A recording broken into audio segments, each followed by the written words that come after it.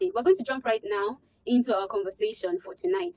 So we just decided that since there's a conversation going on right now in the industry about the role of design in driving economic growth and contributing to economic growth, we also decided that we can spin off of that and look at how designers in diaspora can contribute to economic growth and how they can also be a part of that evolution of the Nigerian economy.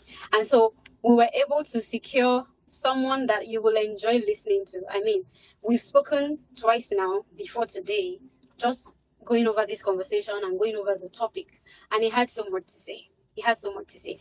And so I just want to say, tune in, find a very comfortable spot, get your questions ready. If you're in Nigeria, this is for you. If you're outside Nigeria, if you know anyone who should be listening into this, who has some sort of contribution to make, this would be a good time to share the live link with them. So just give me a minute. I'm not going, because of time, I'm not going to go through the entire bio of our speaker, but it is our custom at FDC to introduce everyone, that is speaking for our, at the Instagram live. So just give me a minute. Let me get through to his bio, and I'm just going to read some key pointers of his bio, and then we'll dive right into the conversation. Where are you? Okay, there you are. So our guest for tonight is none other than the architect Tony Lawal. He's a research and design professional and a doctoral candidate at the University of Florida School of Architecture in the United States of America. And so, we're talking about designers in diaspora. Who better to handle that topic than someone who is actually living outside Nigeria, who has seen both parts. He has seen Nigeria architecture, he has seen the practice in Nigeria, and now he has also witnessed what the practice is like overseas. And so he was a project architect for a very long time in Nigeria as well, at Consultant Collaborative Partnership, what a name, CCP. That's in Lagos between 2013 and 2021. That's about 8 years thereabouts. And he was involved in numerous projects across varying scales for private and corporate clients. He was also involved in some research projects in Nigeria before he traveled in the United Kingdom, and now in the United States for notable institutes such as the Macintosh Research Group at the University of Glasgow, the Gensler Research Institute in the US.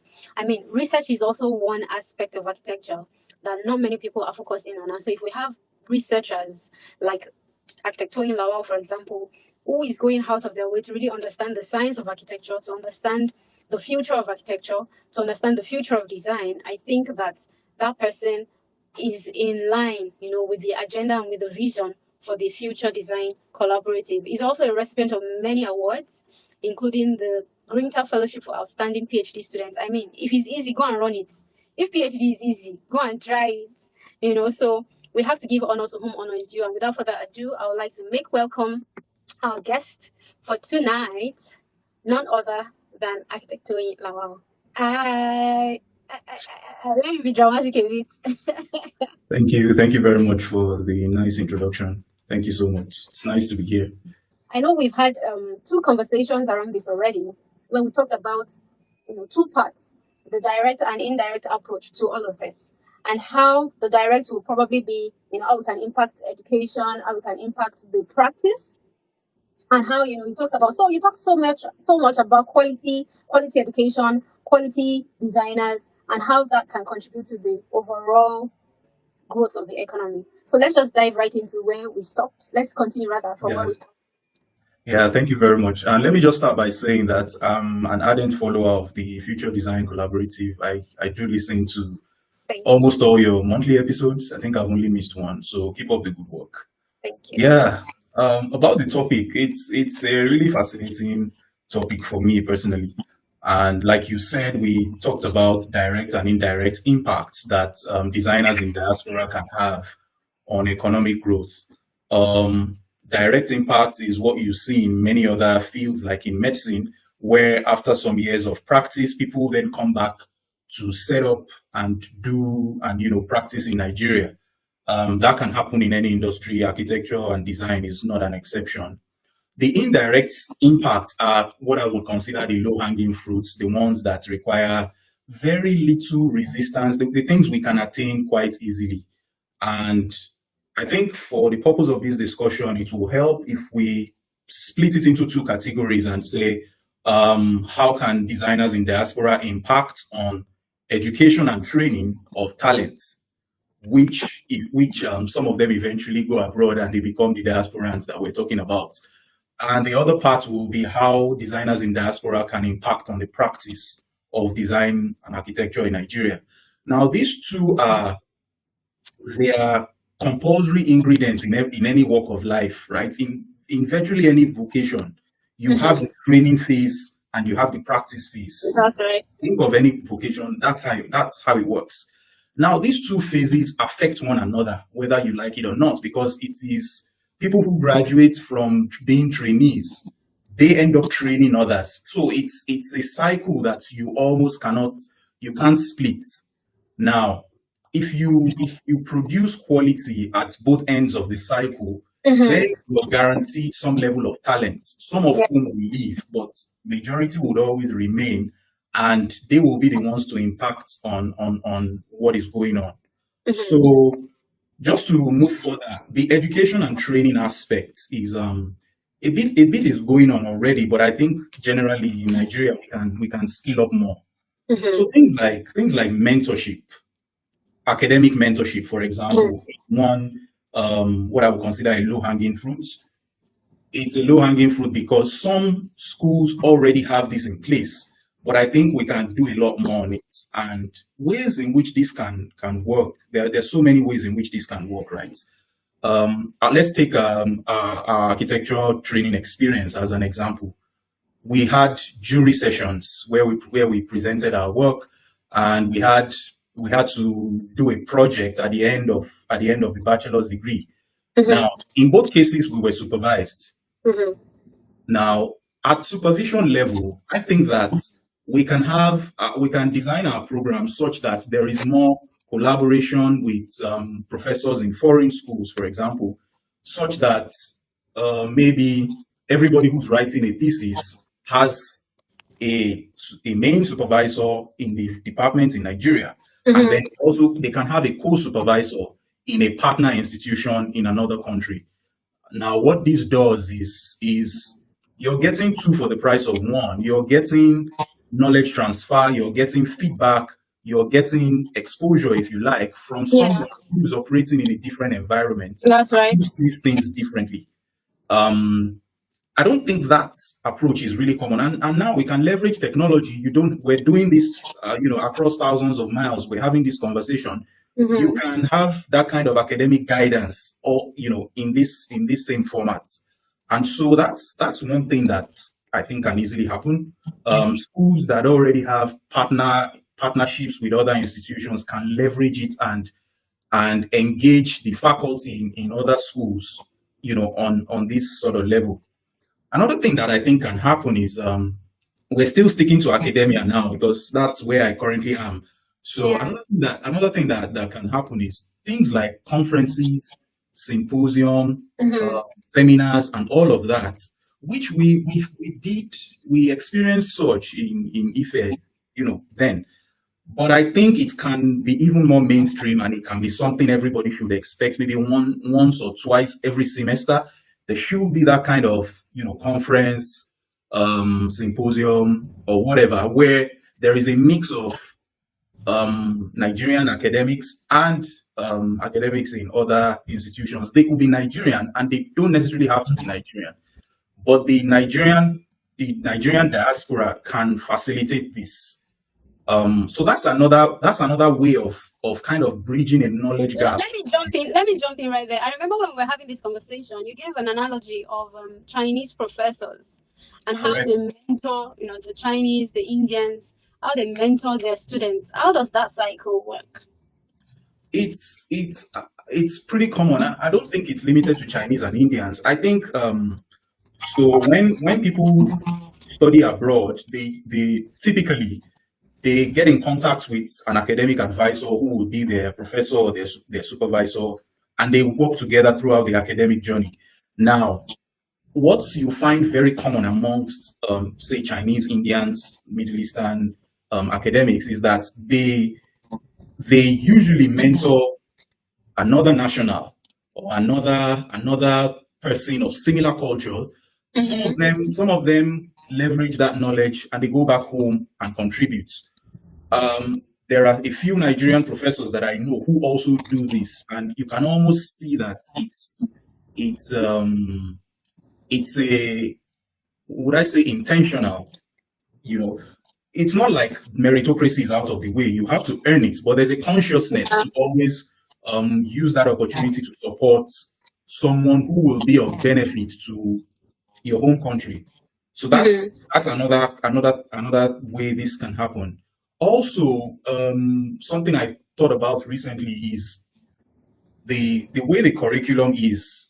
And from my experience, when we were learning to design, we're relying a lot on localized problems. So as architects, we were trained with sites, architectural sites in and around us. It's pretty common. And then coming here to experience how architecture is taught, I've realized that architecture students engage in lots of travel as part of their curriculum. So maybe that's something we can also expand, whereby architecture students can get more exposed to problems that are not necessarily Nigerian. So you can work on a project in Ghana, in Benin Republic, and all of a sudden your worldview is being broadened. Now, That's where right. does the diaspora come in all of that? A diaspora community in a country where you're engaging in a study can Yeah, support your research. They can provide you with information.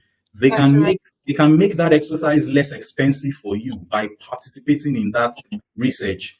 And Mm, at the same time, while you are working on something in another country, you don't have to be there for, if you can be there, that's best. But if you can't be there, or if you can't be there as much as you want, then you have a partner, thanks to your diaspora community, who can work with you on that. So that's how it can work in terms of education. I like it training. also. Okay, training and education. Yeah, How about practice? Because I know you have a lot of key points where when it comes to practice. So most of our viewers, for example, are already practicing. yeah, We have more practicing architects and designers than even students, yeah. watching us tonight. So how can they also, designers in diaspora now who are practicing architects, how can they impact practicing architects back home? And then how can that contribute on the long run to growing the economy? Okay. So I think first is to practice is now the other side. We've talked about the education.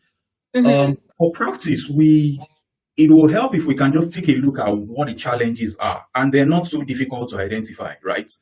I think in general, we have not, over the years, we have not competed well in terms of quality of products, quality of service. We haven't, That's right. I'm talking in general now. There are standout firms that can hold their own. The big firms are doing okay in terms of the quality of what they do. But the whole idea is you want to bring the average practice up to a level where, and when I mean the average practice, I'm not talking about just offices. I'm talking about the standard of delivery of Design. architectural service. Mm. Yes. So for that to happen, we need to increase, we need to improve quality. And training is one way that I've talked about that can improve that Yeah. quality. Another way that I think can improve quality, which diaspora designers can be of huge impact, is that um, there is a lack of standardization in our building industry. There Lack is of also, time. there is also a diminished capacity compared to Mm. what we've been told. If you think about quality of what was built in Nigeria the around the independence period, Mm-hmm. have 1960. have you tried to demolish an old building, and you see how rigid and how sturdy they are? How stable. Yes. So it speaks to how things were done then versus now. And I think we've come to the point where standardization is important. Code-based, regulation-based design practice is important. We do have a national building code. However, I think that by national building codes they ought to be, it's supposed to be a living document. It's supposed to be dynamic. It's supposed to have Updated. multiple versions, you know, every now and again.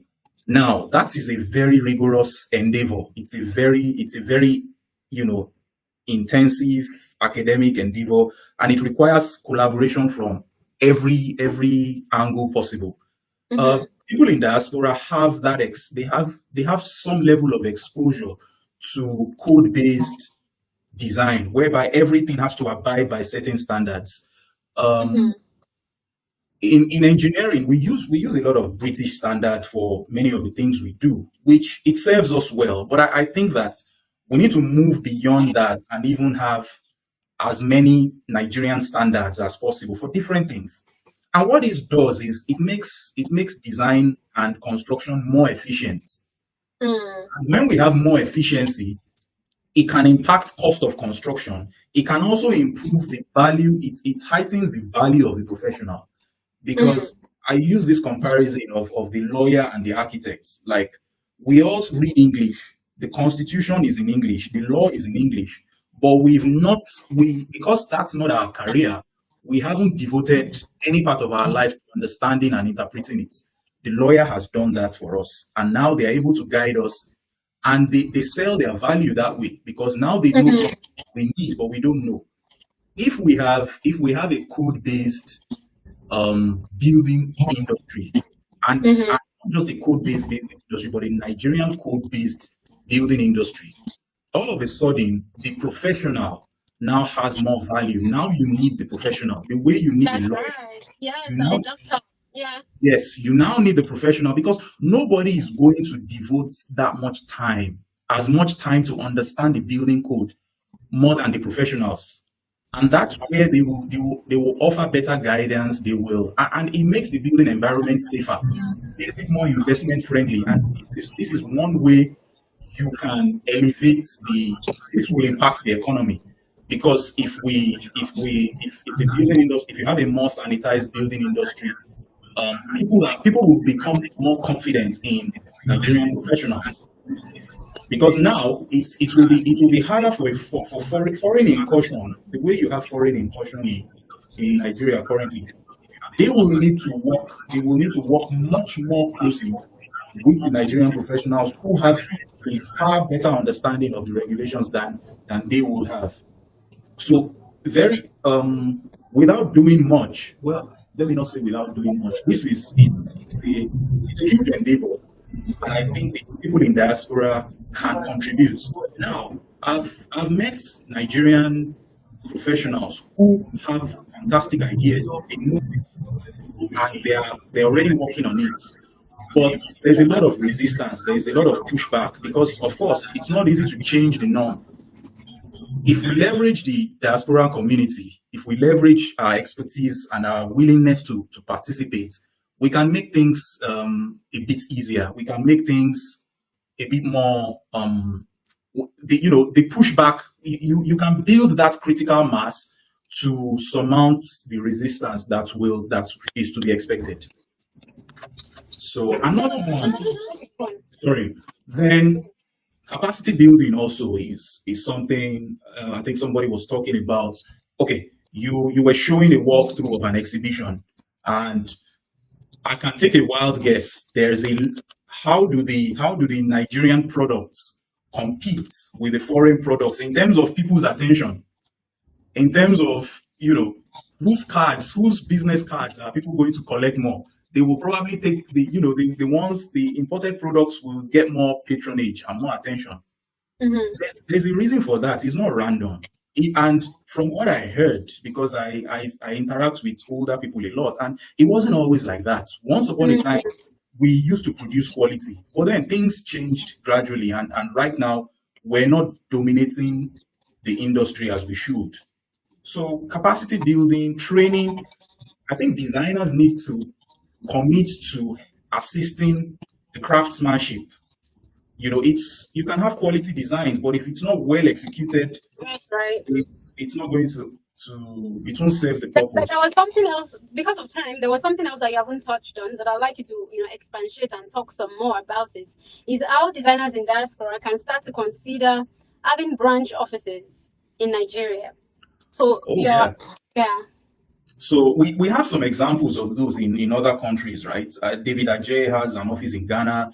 Francis Kerry has an office in Burkina Faso. And Now, they don't necessarily live in those cities. no, they don't. They didn't even make their name in their home country. But well, there are many dimensions to that, and um, it could happen for so many reasons, right? One could be First of all, it's a good thing that they're able to set up offices in their home countries because it means that they have the talent to recruit to work there. For them, it could be a case of it could be a financial decision. It may save them costs to operate from a cheaper environment, and that can happen in Nigeria as well. But the thing is this: it is economic activities that largely attract architects.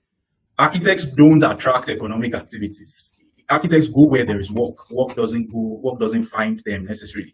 So there has to be some level of viability for us to say that, okay, we want people in diaspora to set up offices in the country, or we want to attract global firms. We want to Mm. attract global firms to have offices in Nigeria and employ Nigerians as partners and to run them. You need a level, there has to be work to do. But Yeah. um, if in the absence of enough work to do, you can still be an outsourcing destination.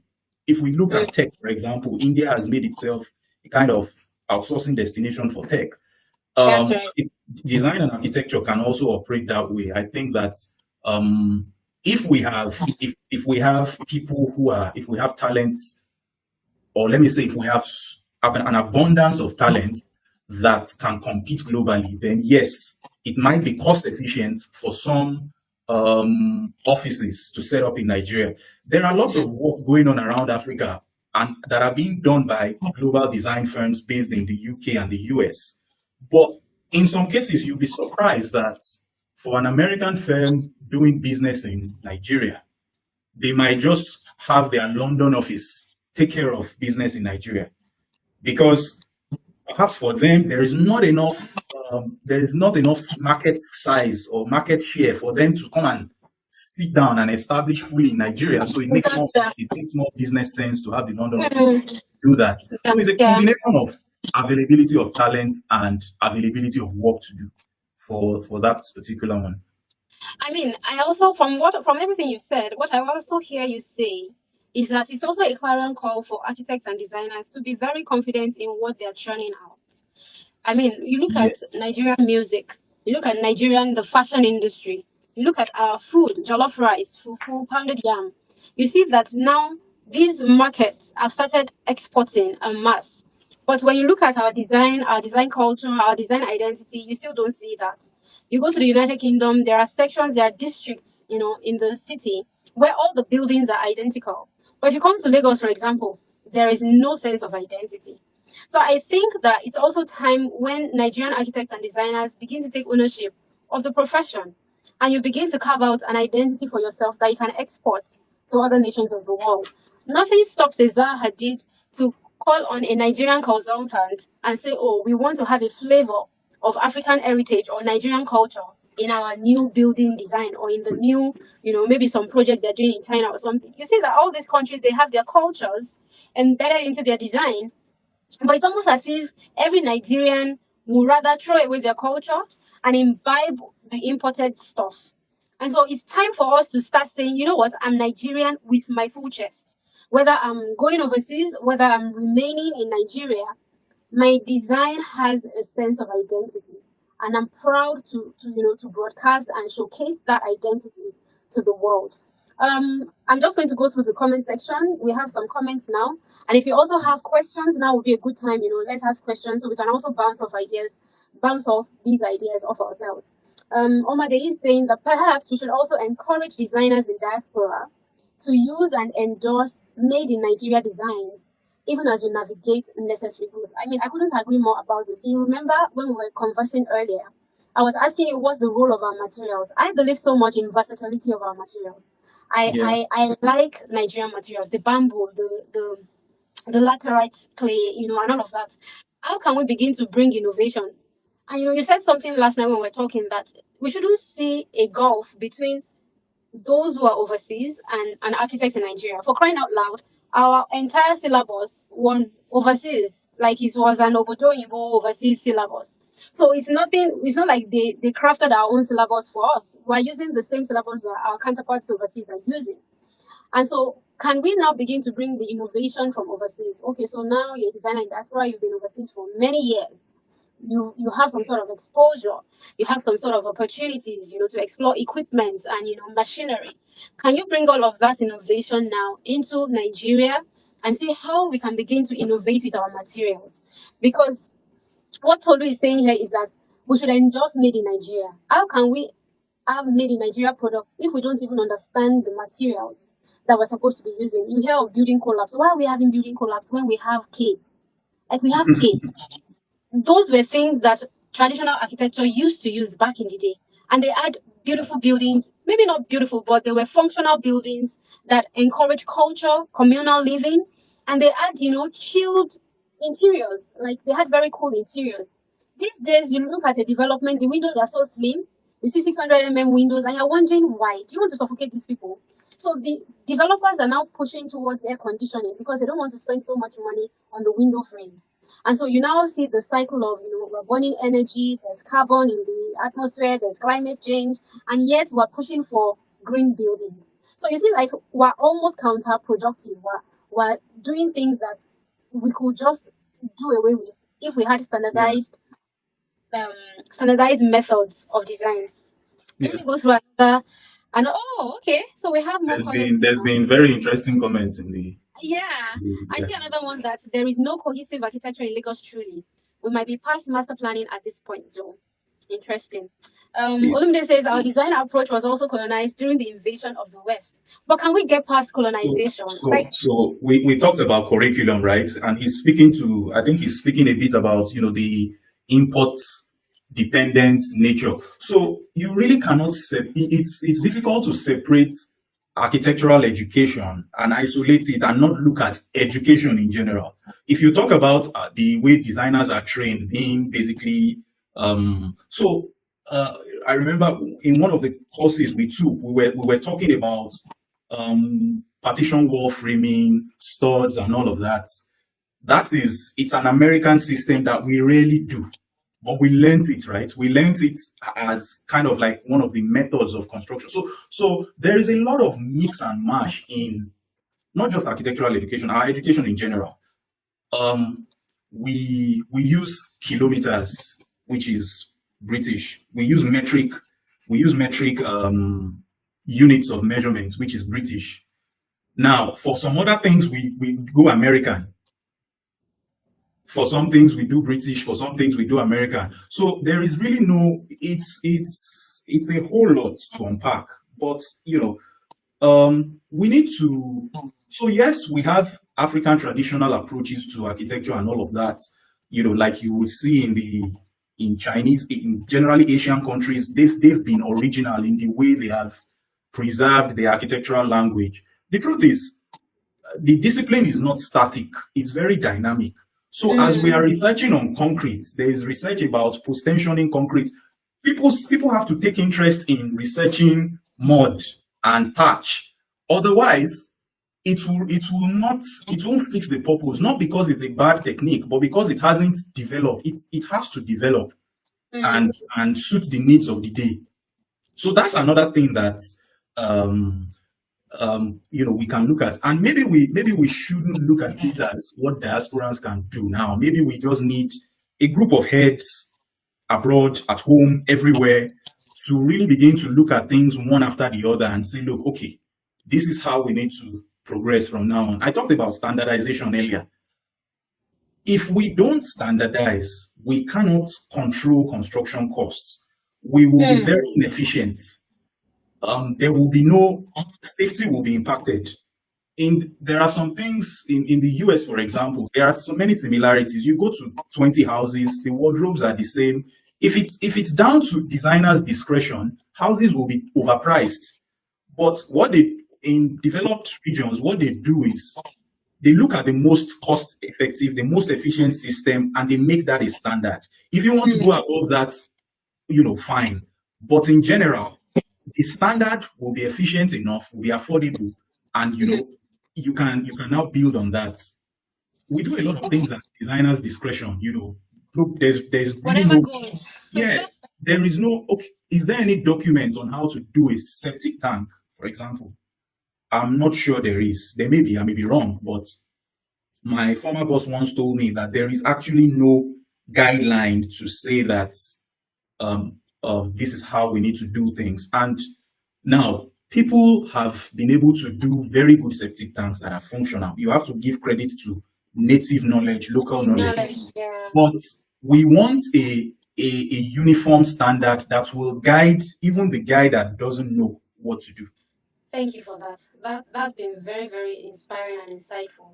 There's a question here, that I mean we could end on this note by answering this question. It says, what unique skills or perspectives can African designers abroad bring back to inspire innovation within the local design industry? Because architects are leaving Nigeria in their droves.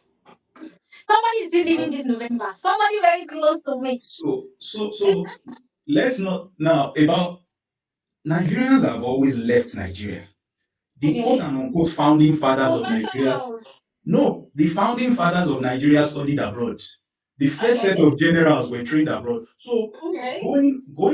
so I like to see it as something that we've always believed in not being limited to our immediate environment in order to better ourselves. The question now is maybe the scale and the quantum at which it is happening now, plus social media generally being able to report in real time, it makes it very worrying and very scary. So, That's but right. the bottom line is the problem is not that people leave Mm-hmm. or that maybe not many are coming back. I think that has always happened. The real challenge is kind of lost my train of thought there. But anyway, What skills and perspectives can those who have gone? What can yes. they? So Yeah. thank you.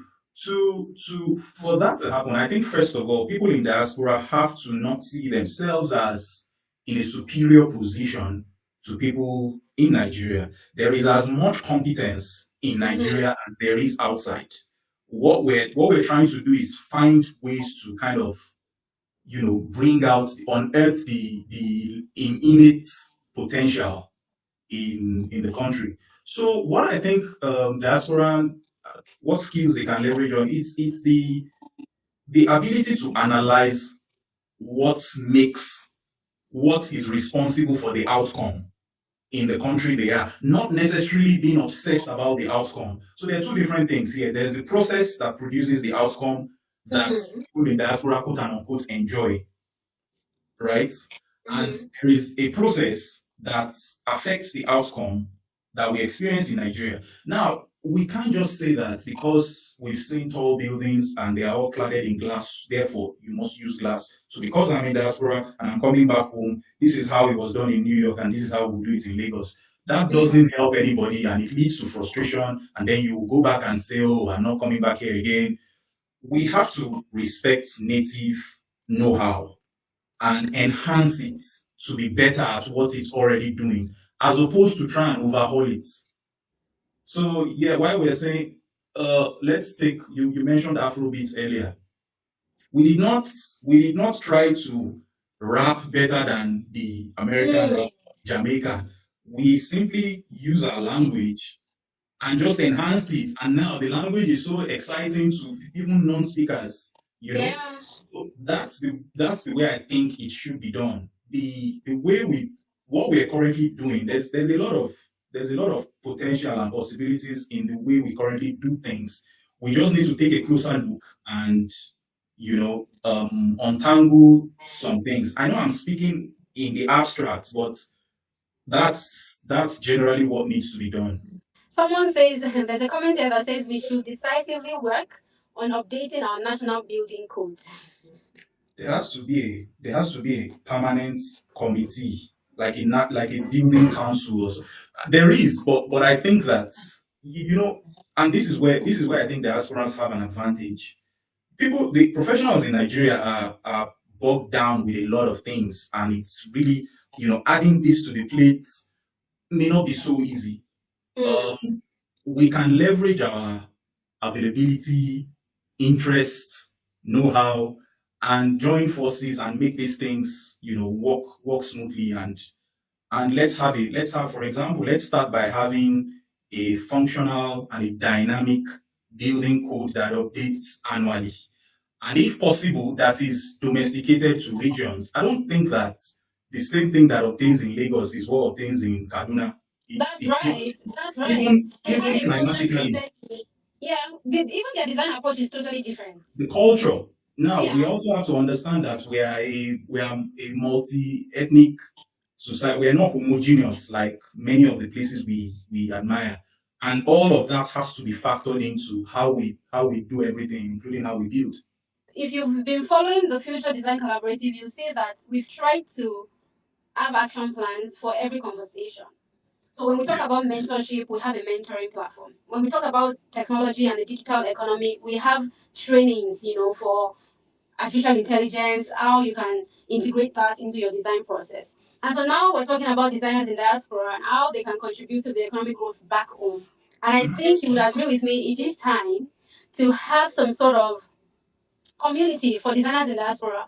I don't know, you can tell me if there's already a community that exists like that, or it's all just, or maybe the student community in the United States, the student community in the United Kingdom. Well, now we have professionals who have been in the industry for a very long time.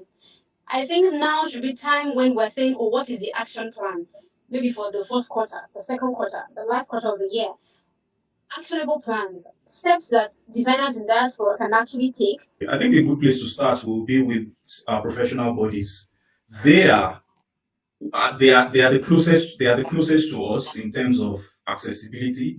They also have the voice to make a case at a higher level, at a national level. They have the spread, and I think I have been fortunate to meet some past presidents of Lagos State chapter, and they have the desire to do many of these things. I know. And We can't possibly be the only ones thinking about these things. we're probably late to the party.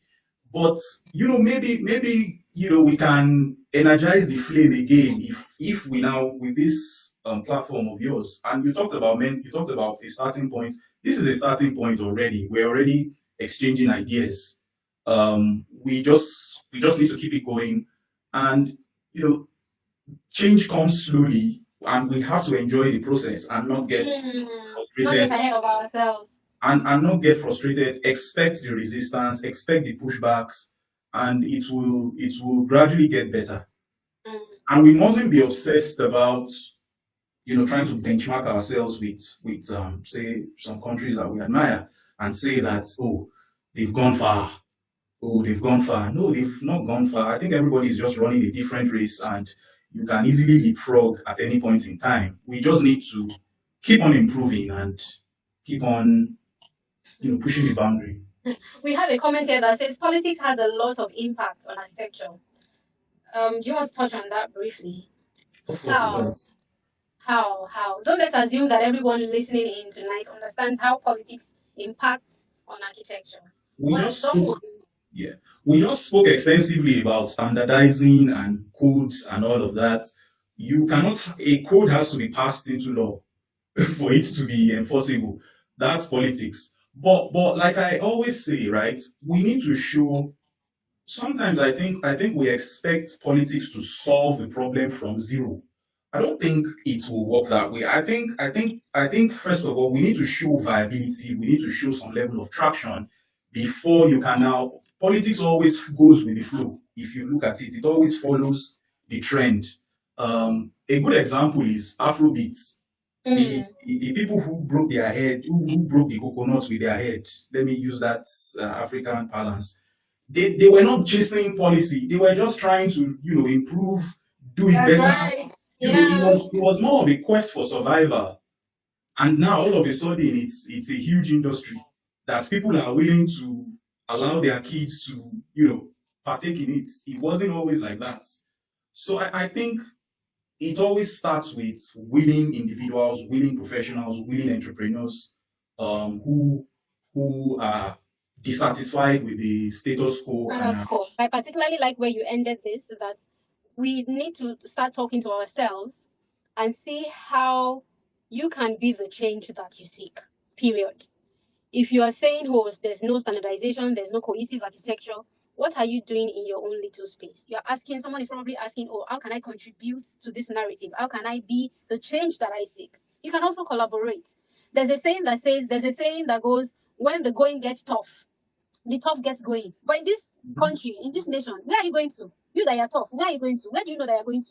What direction do you know that you're supposed to face? And so I heard someone say, when the going gets tough, the tough collaborates. So we're actually Mm. looking for collaborations. We're looking for mentors. We're looking for idea tanks. People think tanks who can say, oh, you know what? Take this in this direction. Have you thought about this? Have you spoken to this person? We will need, if for 2025, for example, we're laying the groundwork, and we're going to need a lot of speakers, to talk about pain points in the industry on how we can push the industry forward, how we can understand the business of architecture, things that nobody taught us when Yeah. we left school. Just to close tonight, do you have any final thoughts, final comments that you would like to share before we call it a day?